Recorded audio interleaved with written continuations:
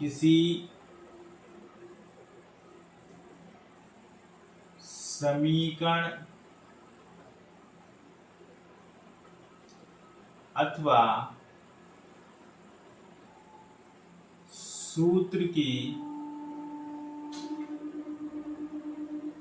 विमीय विधि से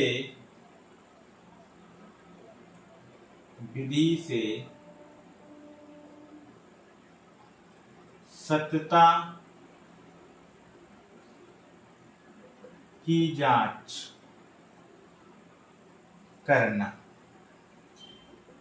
इससे भी सवाल अक्सर पूछे जाते हैं कि यदि हमारे पास कोई भी समीकरण है और उस समीकरण के माध्यम से हमें या कोई सूत्र है, उसकी हम किस प्रकार इसकी हम जांच कर सकते हैं, ये हमें इसमें ज्ञात करना है।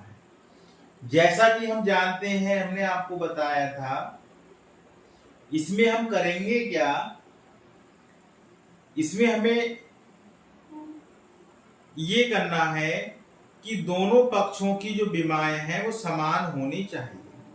यानी इस समीकरण में दो पक्ष होंगे, यानी दो पक्ष का समान होना। दो पक्ष कौन कौन से होंगे, यानी दो पक्षों का आपस में यदि बराबर हैं, ठीक है, यदि दोनों पक्षों की विमाएं समान प्राप्त होती हैं, यहां पर हम सीधे सीधे कहें,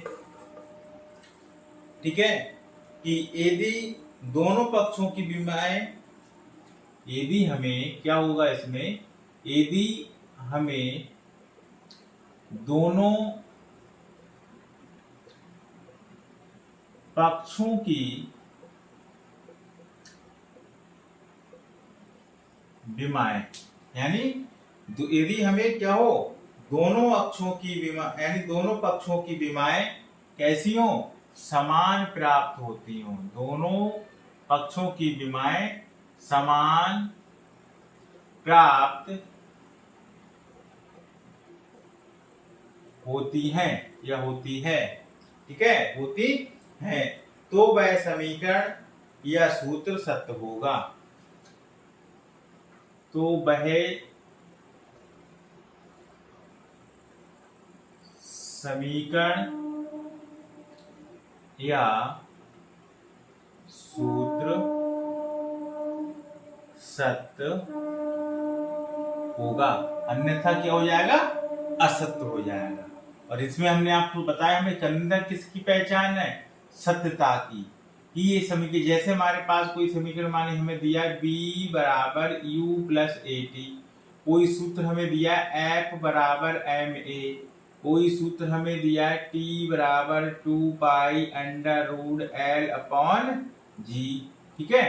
यानी इस तरह के जो हमें कोई भी समीकरण दे रखी हो या किसी प्रकार का हमें कोई सूत्र दे रखा हो, तो इसमें हमें जो हमें निकालनी है वो हमें सत्यता की जांच करनी है, ठीक है। क्या करनी है, जांच करनी है कि ये विमीय रीति से हमारे पास सत्य है कि यह सत्य नहीं है।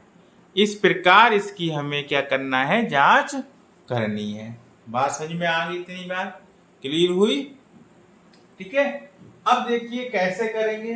तो एक तो इसमें हमने आपसे कहा कि इसमें दो पक्षों का होना आवश्यक है, पहली बात, यानी पहली बात इसमें हम नोट करेंगे कि इसमें दो पक्ष होंगे, एक LSH होगा तो दूसरा RSH होगा। यानी कहने का अर्थ यह है कि यदि हमारे पास कोई एक दाया पक्ष है तो एक दाया पक्ष है तो दूसरा हमारे पास कौन सा पक्ष होगा, बाया पक्ष होगा। यानी दो पक्षों का होना यहाँ पर आवश्यक है, ठीक। और जब LSH और RSH आपस में बराबर होंगे, ठीक है, तभी ये समीकरण हमारे पास क्या होगी, शुद्ध होगी, यानी सत्य होगी, अन्यथा असत्य होगी। यानी ये सूत्र हमारे पास सत्य तभी माने जाएगा जब हमारे पास LSH और RSH आपस में बराबर हो। यही हमने यहाँ पर आपको नोट करके बताया है कि यदि हमें दोनों पक्षों की विमाएं समान प्राप्त होती हैं तो वह समीकरण या सूत्र सत्य होगा। उदाहरण के लिए हमने अभी आपको बताया, हम मान लेते हैं कि हमारे पास कोई समीकरण दे रखी है। क्या समीकरण है? समीकरण हमें दे रखी है b बराबर u प्लस ए टी। ठीक, अब वो कह देगा कि b बराबर u प्लस ए टी जो समीकरण है, ठीक है, तो इसका विमीय रीति से समीकरण की या इस समीकरण की जांच करनी है। यानी b बराबर u प्लस, या हम ये कह सकते हैं, क्वेश्चन ही लिखे देते हैं यहाँ पर कि दिए गए समीकरण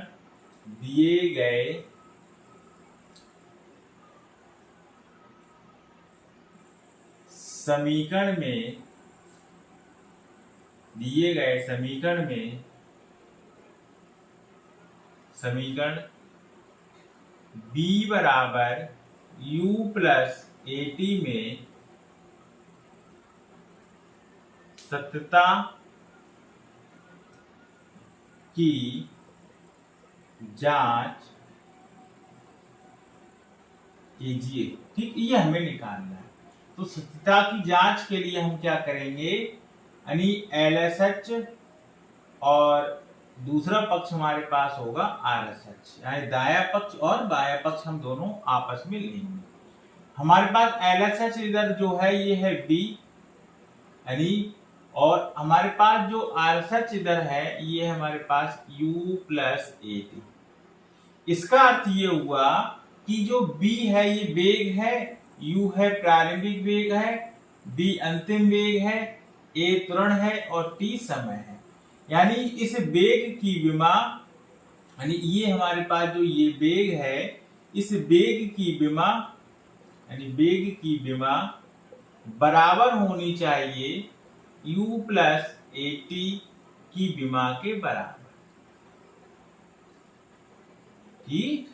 के बराबर, यानी जब इस दोनों की विमा इस विमा के बराबर होगी तभी हमारे पास समीकरण क्या होगी, ये सत्य होगी, अन्यथा कहीं ना कहीं इसमें असत्यता पाई जाएगी। ठीक, और ये हम वैसे जानते हैं कि न्यूटन की गति का समीकरण है, प्रथम समीकरण है कि b बराबर u प्लस ए टी। ठीक है, तो ये तो हमें पता है कि सत्य है, लेकिन ये हमें जांच करनी है कि सत्य है या नहीं है। इसमें भी हम विमीय विधि का सूत्र यानी अनुप्रयोग करते हैं। तो सभी जानते हैं वेग की विमा होती है L-T-1। ठीक है, याद कराइए विमा। वेग u अंतिम वेग हो या प्रारंभिक वेग हो, विमा उसकी हमेशा क्या मिलेगी, L-T-1 ही मिलेगी। तो इस वेग की विमा हो जाएगी L-T-1। त्वरण की विमा हम जानते होता है L-T-2 और समय की बेटा विमा होती है T।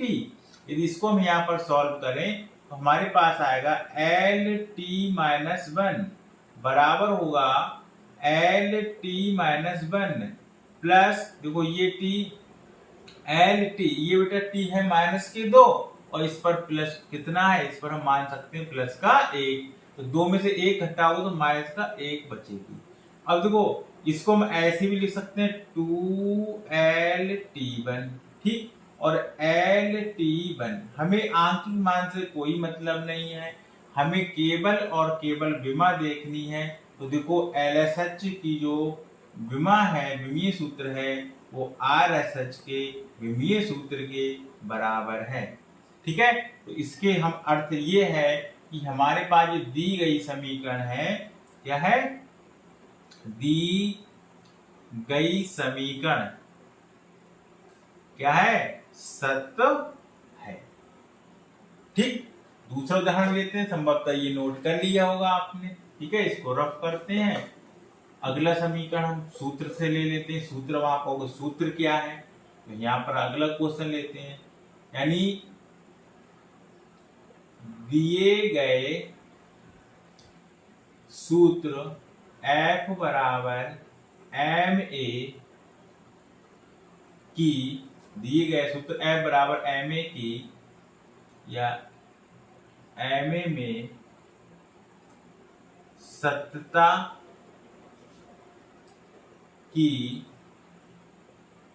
जांच कीजिए। इसको ऐसे कर सकते हैं, ठीक है। तो इसमें बेटा हम जब करेंगे तो इसमें भी हम क्या लेंगे, LSH, और बराबर हम बेटा इसमें क्या दे देंगे, RSH के। तो LSH के हमारे पास यहाँ पर F है और ये हमारे पास है MA। इसका मतलब हमारे पास बल F क्या है, यहाँ पर बल फोर्स है। तो इस फोर्स की विमा इस MA के बराबर होनी चाहिए। अब हम जानते हैं कि जो हमारे पास बल है यानी F की जो विमा होगी, तो पहले रखेंगे F की विमा बराबर रखेंगे द्रव्यमान की विमा, और इसी गुणा में हम यहाँ पर रखेंगे त्वरण की विमा। इन सब विमाओं को यहाँ पर हम रखेंगे, ठीक है। तो इसको तो हम रफ करते हैं। यहाँ पर बल की विमा हम जानते हैं होता है MLT पर -2, सभी जानते हैं। द्रव्यमान की विमा होती है M और त्वरण की विमा होती है LT-2, सभी जानते हैं। इससे तो बहुत ही सिंपल है, कुछ नहीं करना है। इसको हम ऐसे रखेंगे MLT पर -2 बराबर M ऐसी रहेगा और LT-2। अब देखिए इसमें LSH है वो RSH के कैसी है, बराबर है। तो इसको भी हम क्या कहेंगे कि ये भी हमारे पास विमीय विधि से क्या है, सत्य है, ठीक है। तो इस तरह हम किसी भी सूत्र की या किसी भी समीकरण की पहचान कर सकते हैं कि ये हमारे पास दी हुई समीकरण सत्य है या सत्य नहीं है। बात समझ में आ गई, ठीक है। यानी संतुलित भी करें, जब दोनों तरफ संतुलित क्या हो जाए, यानी दोनों पक्षों की विमाएं समान है, इसका मतलब ये हुआ कि ये सूत्र क्या है या ये समीकरण क्या है, सत्य है, अन्यथा नहीं है। यदि दोनों असामान्य प्राप्त होते हैं यहाँ पर, तो ये इसको हम कहते कि ये विमीय विधि की रीति से या जनरल फार्मूला ये सत्य नहीं है, ठीक है। तो आज हम इसी टॉपिक पर यहाँ पर विराम देंगे। इस तरह से इसमें सवालों को पूछा जाता है, आते हैं। अब नेक्स्ट क्लास में हम बात करेंगे इस पर कि भौतिक राशियों में संबंध कैसे स्थापित किया जाता है। इसका इस चैप्टर का लास्ट टॉपिक होगा, ठीक है, जिसको हम कल बात करेंगे इस पे, ठीक है। ओके।